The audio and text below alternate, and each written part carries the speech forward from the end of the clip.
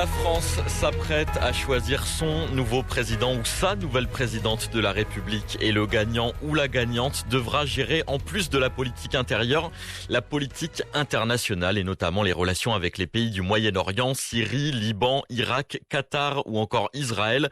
Qu'est-ce qui changera dans la politique de la France si la candidate d'extrême droite est élue? Est-ce que cela pourrait poser des problèmes dans nos relations avec certains pays? Quant à Emmanuel Macron, quelle politique a-t-il menée au Moyen-Orient durant ces 5 dernières années? Pour en parler ce matin, nous sommes avec Jean-Paul Chagnollaud, le président de l'IREMO, l'Institut de recherche et d'études Méditerranée Moyen-Orient. Bonjour Monsieur Chagnollaud. Bonjour. La politique étrangère a été très peu présente dans la campagne présidentielle française, à part bien sûr pour parler de l'Ukraine. Comment est-ce que ça s'explique d'abord? Est-ce que c'est parce que les Français s'intéressent peu à l'actualité internationale ou à nos relations avec d'autres pays? Oui, je crois que dans les préoccupations des Français, la politique étrangère ne pèse rien. Dans les programmes des candidats, eh bien, on retrouve cette absence d'intérêt pour le monde et pour la politique étrangère de manière générale. Et c'est pas nouveau, ça a toujours été comme ça. Et je dirais que dans beaucoup de pays démocratiques, il en est de même. Aux États-Unis, par exemple, c'est la même chose. Les enjeux de politique intérieure sont évidemment bien plus importants et relèguent tout ce qui est international à la périphérie. Et dans les questions de politique intérieure, ce sont des questions très concrètes et en particulier en France, pendant ces dernières semaines, la question majeure, comme vous le savez, c'était la question du pouvoir d'achat. Ce qui peut sembler effectivement concret parce que les gens s'intéressent plus à ce qui est proche d'eux finalement, à ce qui les concerne au premier chef. Et donc, on peut s'intéresser à la politique étrangère un peu par ricochet, c'est-à-dire que, par exemple, quand les prix du pétrole flambent, eh bien, alors là, il y a quelques réflexions sur l'état du monde, quoi. Mais c'est ça, c'est comme ça que ça fonctionne. Et même avec la guerre en Europe, je dis bien en Europe, pas simplement en Ukraine, parce que ça, c'est vraiment sur le sol européen, évidemment. Eh bien, même ça n'a pas vraiment pesé dans les préoccupations des Français. Alors si Marine Le Pen devient présidente de la France, c'est une éventualité, même si dans les sondages, elle est toujours derrière Emmanuel Macron. Est-ce que ça va vraiment changer quelque chose, monsieur Chagnollaud, dans nos relations avec d'autres pays? Qu'est-ce qu'on peut imaginer comme changement? Je crois qu'on pourrait répondre d'une phrase lapidaire, ça changerait presque tout.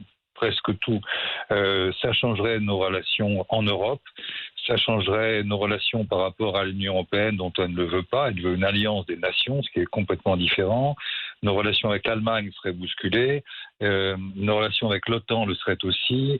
Et au Moyen-Orient, elle n'a pas vraiment des positions très différentes de la diplomatie française, non, à part sur la Syrie?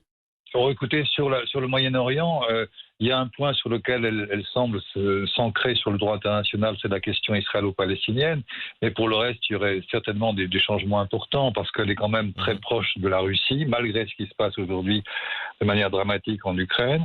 Elle serait prête à rétablir des relations diplomatiques avec la Syrie, donc avec le régime de Bachar el-Assad, en gommant tout ce qui a été cette tragédie de la guerre civile en Syrie pendant des années.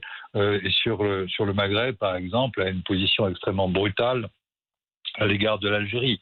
Donc, sur le Liban, elle aurait une position sans doute très proche des chrétiens libanais, c'est-à-dire elle verrait le Liban à travers le prisme chrétien, sans se rendre compte qu'il y a d'autres acteurs importants. Donc oui, ça serait des changements tout à fait radicaux. Il y a eu d'ailleurs une tribune de franco-libanais qui ne veulent pas de Marine Le Pen comme présidente de la France. En fait, si vous voulez, c'est toute la question complexe du rapport de la France au Liban et il y a une partie, disons, de la population française et puis de l'élite politique française qui est très, très proche du Liban, mais en fait, c'est le Liban tel qu'il le fantasme, c'est-à-dire un Liban chrétien des années 20-30, quoi. Ils ont encore cette image, alors que le Liban est depuis fort longtemps, depuis sa création même, composé de communautés qui sont multiples. Il y a les chrétiens, il y a les musulmans, il y a les chiites, les sunnites, enfin on connaît ça bien entendu. Donc ça, ce sont des visions très fragmentées qu'elle a de la politique étrangère, avec sans doute disons une méconnaissance des sujets. On a vu, ça a été beaucoup discuté à Paris ces derniers temps. Là, il y a eu pas mal de remarques sur cette ignorance, en disant que par exemple Bourguiba avait décidé d'interdire le voile, oui. en Algérie. Donc mettait Bourguiba en Algérie, ce qui c'est pas simplement une étourderie. Je pense. Donc que pour vous, ce qui risque de poser problème, c'est que Marine Le Pen a une méconnaissance de pas mal de dossiers internationaux. À mon avis, on peut parler de méconnaissance, mais ça, c'est pas forcément très caractéristique. Il y a beaucoup d'hommes politiques français qui connaissent pas beaucoup les questions internationales, mais en tout cas, à ce niveau-là, de prétention d'avoir un poste aussi fondamental que le président de la République, effectivement, je crois qu'elle est insuffisante sur les dossiers. Mais en plus, il y a une dimension très idéologique, c'est-à-dire que plus fondamentalement, quand elle s'intéresse à l'islam, eh bien, elle a beau dire qu'elle respecte la religion, en réalité, non. En réalité, elle confond l'islam et l'islam politique et l'islamisme, et par conséquent, a des positions de fond qui partent de cette confusion. Quand elle dit, par exemple, qu'en France, elle veut interdire le voile dans l'espace public.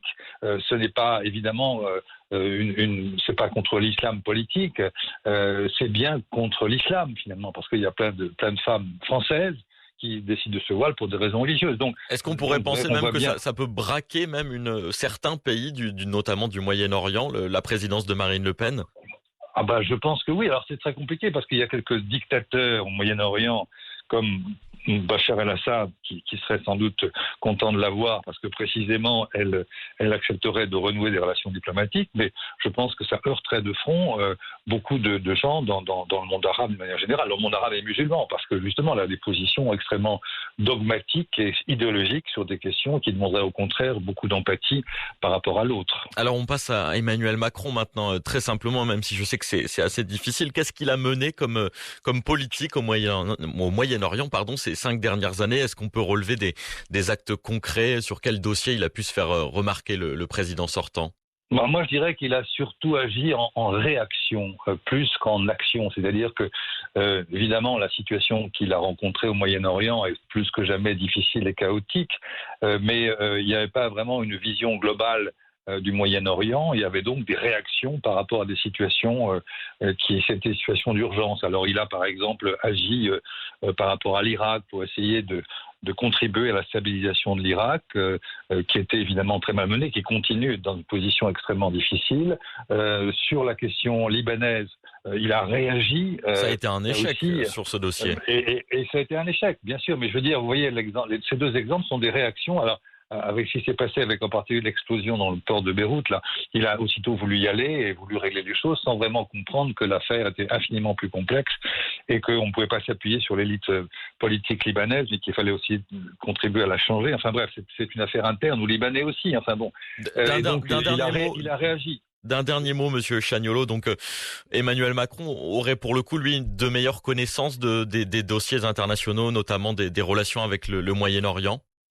Je ne sais pas s'il les avait vraiment quand il est arrivé au pouvoir. En tout cas, depuis, il les a certainement. Et puis, il est entouré de conseillers qui sont des gens extrêmement compétents, mais qui ont surtout réagi aux différentes situations. Sur la question Israël-Palestine, par exemple, ils n'ont rien fait, si ce n'est accompagner sur le terrain un certain nombre de choses importantes. Mais il n'y a pas eu d'initiative politique. Et puis, bien entendu, il y a eu toute la dimension des ventes d'armes à certains pays du Moyen-Orient pour de multiples raisons.